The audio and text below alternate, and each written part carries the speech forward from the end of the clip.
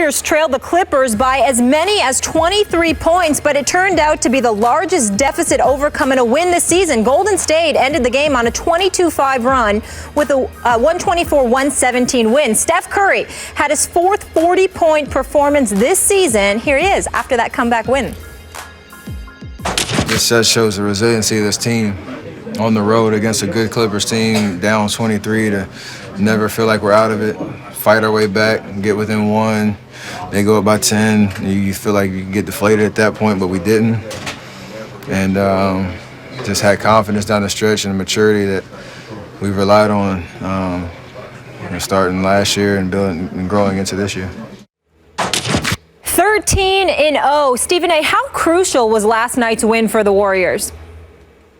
I don't think it was crucial. I just think it's adding dressing, just adding icing to the cake that they already have and eat frequently against the Los Angeles Clippers. I just think it's one of those situations where, Blake Griffin ultimately said it correctly. It's not really a rivalry because the Warriors are simply having their way with the Clippers when it counts most. And that's what this comes down to right now. They're walking around as the reigning defending NBA champions. Last night, particularly in the fourth quarter, they were toying with the Los Angeles Clippers. They were having fun out there. That's the scary part about the Golden State Warriors right now. Steph Curry iced it up. I mean, when Chris Paul was absolutely displaying his greatness, going ballistic, when Steph Curry was on the bench in foul trouble, you just saw Steph Curry. You looked in his eyes and you knew that he was going to come out there and he was going to have something to say about the outcome of this game. He was not going to stand around and watch Chris Paul put on this show. Steph Curry showed why he's the league MVP. It wasn't because of his numbers. It wasn't because of the 40 or what have you.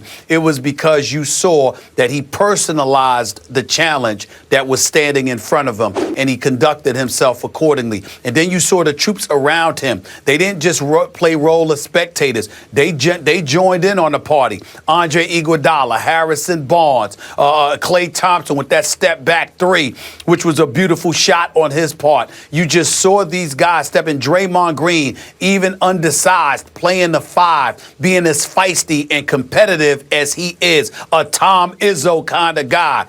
You just saw all of that and you just marveled at it, and you just said to yourself with the Clippers, they have, what are you going to say after this? You're up on your home turf by 23 to the undefeated, reigning, defending NBA champions, and you have a 10-point lead with 5 minutes left, and you still end up losing that game. Primarily, again, DeAndre Jordan is a force defensively with his shot blocking, his rebounding, etc. But because he is the liability on the offensive end of the floor, not just with free throw shooting, but he can't score unless he's dunking, that puts more of the onus on Blake Griffin and Chris Paul. And then I'm looking at Blake Griffin. You embrace the double team. You're spinning through it. You're throwing up ill-advised shots. This dude is a tremendous player and a star in this league. But some of the decisions, you just found yourself mind-boggled. You can't afford to make those mistakes against the Golden State Warriors. The Clippers did. And the reason why the win, again, is more icing on the cake than anything else, is because the Golden State Warriors established what they already knew coming into this game. The Clippers are formidable. They are a team to be reckoned with. But they can't mess with the Warriors, period. And the Warriors showed that in L.A. at the Staples Center last night. A devastating, demoralizing loss for the Clippers. More of the same for the Warriors. So is it too early in this basketball season to say that the Warriors now own the Clippers psychologically? I would say so. I don't think it's too early for that, Skip. And the reason I don't say it's too early for that is because the only thing that could change that is DeAndre Jordan becoming a force. Yep. How can you become a force when you have no post moves and you can't shoot from the free throw line? Completely agree. Then it comes down to Blake and CP. You can't. I think they're owned right now. I completely agree, which is why it felt to me last night as if the Warriors actually enjoyed falling behind by 23 points with 9:22 left in the second quarter of that game, because they knew deep down they could come back on this team. And they knew deep down if they did come back and beat this team in its house from 23 down, would crush what's left of their confidence against the Warriors. And that's exactly what they began to do. And so we saw CP3 go from doubtful before the game, as we said on the show yesterday, to sure thing in the first quarter, right? He played, and boy, did he play. He makes 7 of his 7 shots in the first quarter, and it looked like the Clippers were going to roll at home. And then what started happening? To me, just as Steph Curry is shattering the mold at 6 feet 3 inches, slim, not all that physical, as the best player in the NBA, that little guy is the best player in the NBA. Their little lineup is the best lineup in the NBA, and I've never seen it quite like this, Stephen A., and I think you haven't either. You realize their small ball lineup, when they played, you mentioned Draymond at the 5, and remember, he led the team in assists last night with 9. He is the point center for the small ball lineup. So you got Steph and Clay and Harrison Barnes and Iguodala, and then Draymond as your center. That lineup averages 6 feet 6 inches tall. Well, in today's NBA, you would say that's impossible. You're going to get killed on the boards, and they killed the Clippers on the boards. For the game, they were up 44-35 in rebounds. Guess who led the Warriors, the visiting team, in rebounds? Steph had 11. Steph Curry, little Steph. Unbelievable. Thin little Steph got 11. Obviously he's got to get some loose ball, hustle rebounds, but 44-35 in rebounds. And those 5 guys I talked about in the small ball lineup, they all in plus minus had plus nights.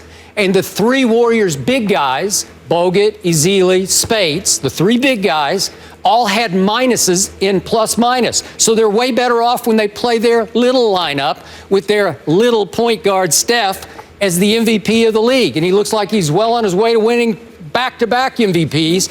I've never seen anything quite like that. I'm running out of superlatives here, but this team, when it came crunch time in the fourth quarter, I don't know if you looked at the box, Stephen A., they made 8 of 9 3-point shots in the fourth quarter. It's like, watch this. Right. We got you here. Steph makes 3, and Clay makes a couple, and Iggy makes a couple, and they just shoot you out of your own gym. It's unbelievable what they're doing. It is unbelievable, but let's break it down. First of all, when you have a presence like Steph Curry, who's the greatest shooter anybody with sense has ever seen in the history of basketball. I agree. You have somebody that you have to monitor. You have to chase him around. You have to guard him off the ball. He's running around screens and picks. He's doing all types of stuff. You've got to contend with that. But then when you have the other shooters around him, keep in mind, Skip, obviously not Andrew Bogut, who only attempted 3 shots and made 1. The other 4 guys, Klay Thompson, Harrison Barnes, Andre Iguodala, and Draymond Green, all shot better than 50% for the field last night. All of them. Every one of them. Klay Thompson had 25 on 6 of 12 shooting and 3 of 5 from three-point range. Harrison Barnes shot 9 of 15 from the field and 3 of 5 from three-point range. Andre Iguodala hit 3 of his 4 shots and both of his three-pointers.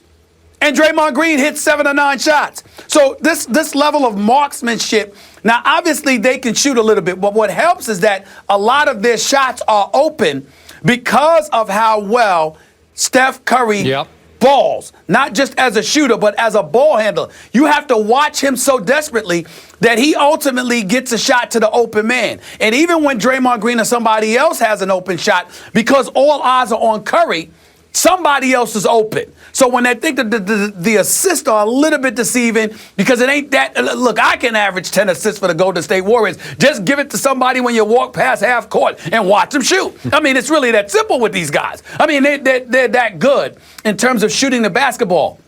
But I think, Skip, where you and I need to really point this out on this show, Skip Bayless, I got to look at Doc Rivers. That's my man. You know how much we love Doc Rivers. But the 19-point lead that you gave up by getting outscored 49-9 in Game 6 of that Western Conference semifinals in L.A. Agree. You come back. You're here in the Staples Center. You got a 23-point lead against the reigning defending NBA champions who are undefeated. And they come back and they're literally on the court, just giggling as they're torturing you, creeping up on you. They were. And you have no answer. No. So Doc Rivers, I hate to say this, Doc Rivers has 1 or 2 choices. You're going to have to figure out a way to get more production from a DeAndre Jordan to take advantage of the inevitable mismatch his presence with Blake Griffin on the court would cause? Or you gonna have to make a trade and be able to go small to go up against Golden State? Because I'm here to tell you something right now.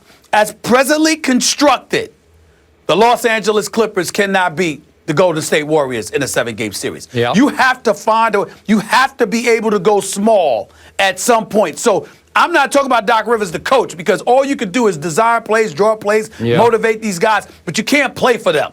But what you can do is you got to get the right personnel, because if you don't, like, look at the last play, Skip. I mean, you know, you got a situation where CP3's on fire, and he's giving up the ball, and then Blake Griffin is holding it for Jamal Crawford to come around, and then some ill-advised shot gets jacked up by somebody. It's like, wait a minute, who's the hot hand? Who can you create a shot for? We know Golden State can do it. The Clippers can't right now against them. Against everybody else, maybe. Against the Warriors. Clippers ain't winning no title with the Warriors standing in their way. As presently constructed, Doc Rivers might need to make a trade in order to eclipse the Golden State Warriors. All right, since you went there, last quick point about Doc. I've always raved about Doc on this show. I've always put him right there. We both have. With Popovich as one of the top couple of coaches in this league. I've had two basketball NBA sources I've known for a long time. You know who they are. They're highly respected. And both have mentioned to me in the last week, you sure about Doc? Just like that. You sure about him? Yeah, I think I'm sure, because he beat Popovich last year in the first round of the playoffs. And I was impressed, man. Game 7, Staples, CP3, rose and shone in that game. I give it up. I've been critical of Chris also. But at some point, you're going to have to hold the coach accountable, too, if they continue to fade. They added pieces. They weren't the pieces to beat Golden State, but they added pieces to get better and deeper, obviously, to shore up the second unit. But maybe that's not going to help against Golden State. It's not going to help against Golden State. I mean, Josh Smith, I like Josh Smith. I like Lance Stevenson when he keeps his head on straight. We all know Paul Pierce to be the champion that he is. He was the one that jacked up the shot, driving into the lane off balance, you know, going to the left side of the rim from the right side. I didn't put him in the strongest position. But here's the deal. That's a unit that can supplement your horses. They can't be your horses and beat Golden State. And so when you talk about Doc Rivers, I don't have any questions about Doc Rivers, the coach. Just like I have no questions about his assistants and Sam Cassell and Mike Woodson. Them brothers know what they're talking about. They know basketball. I agree. The problem I have with right now is, if anybody wants to question anything about Doc Rivers, it's Doc Rivers, the GM. You got to find a way to get the right personnel to compete with the Golden State Warriors. They are the champions. They are the standard right now. I don't want to hurt your feelings, Skip. Not the San Antonio Spurs. The Golden State Warriors right now are the standard. It's the direction that the league is going in. Even with your Spurs, as elite as they are, Kawhi Leonard is going to be the key, because, Skip, you're not going to be able to play both LaMarcus Aldridge and Tim Duncan against them and stop them. You're not going to be able to do it. They can score on you, but you will not stop Golden State with those bigs in there. You have to be able to go small. Kawhi Leonard is going to be a key. The Clippers don't have anybody like Kawhi Leonard. They don't have that guy that can score and can be a stopper. And that's your problem.